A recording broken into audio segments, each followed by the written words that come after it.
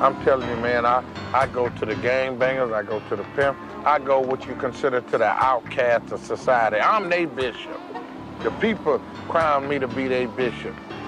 I love the Lord, but I respect what a man do. That's right. If that's what he got to do. And I believe that if a person set out to be something, try to be the best of whatever he set out to be. Go to school first, young man. I am. I hear you. Look at that young man here reading the pimp book, Jack. Trying to get some knowledge into the game. Yeah, we give him about 10 years, he may take the crown in the pimp game. He reading a good book. They better all get that book from Pimp Stick to Pulpit. It's Magic by the Don Magic Juan. Hey, boy, I'm telling you, once you put that book up, you ain't gonna never want to put it down, man. I'm telling you, this can affect the rest of your life. That's right. I'm telling you, man, it'll change you, young blood. Next thing you know, you'll be wanting to pimp. Just cause I pimp, I didn't want my son to pimp because it didn't necessarily mean he was gonna make it like me. Didn't want my daughter to be a hoe cause she might not have been able to make it. Oh, she would have made it if I had called her. Well, we'd have to give her some direction. You know, I ain't mad at him. Don't let this glamour, these furs and these diamonds and these tailor-made suits and gaiters and things that new Cadillac out there fool you. Hey, the penitentiary come with all this. Yeah, don't let it fool you, young man. The penitentiary come with all this. Go to school, get your education. Cause when you start pimping, hey, man, it's worth for to use your mind than it is to lift this whole building. Tell him, Bishop, this is job. Woo, man, gonna go through some changes. Don't do that to yourself. Stay in school, get you a good job, do the right thing. Because pimping ain't easy, but I know somebody had to do it. Right, right.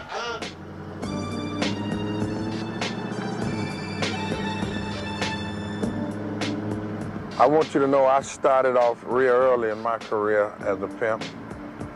It's this thing about money. You learn about it so fast early in life and you want plenty of it.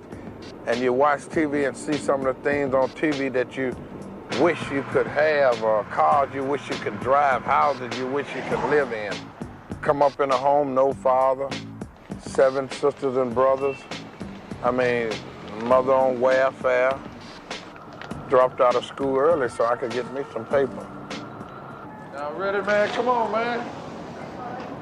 Come on, man. Let's go on and do it, baby. The party's going on, Jack. Man. Hey, baby, y'all take care, baby.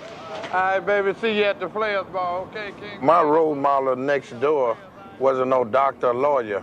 I mean, I'm either watching a pimp come out with 3, 4, 5 girls, or I'm watching a dope dealer come out and get into a slick, fine automobile, you know what I mean?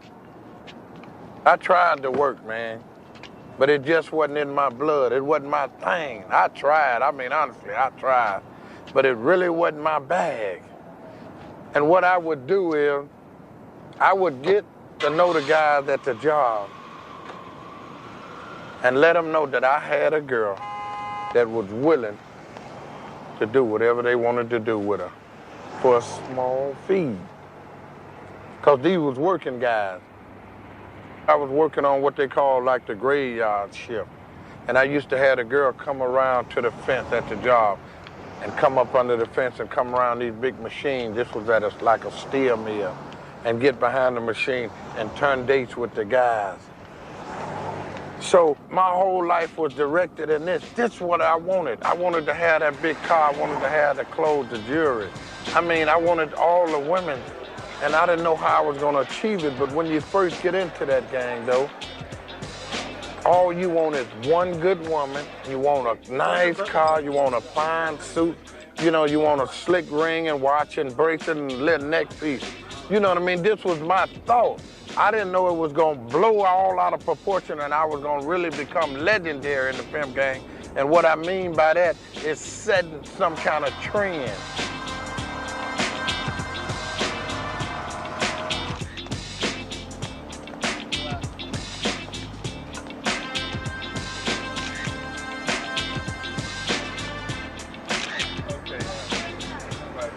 You got gorilla pimp, you know what I mean? You got the drug pimp, you know what I mean? You got the smooth talking pimp, and you got the no-nonsense pimp.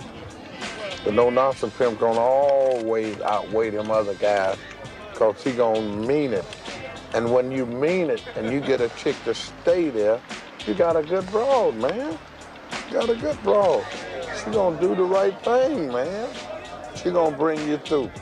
Man, you got to have a woman that no matter what it takes, she wants to see you on top, whether she has to spend 150 years in jail or not.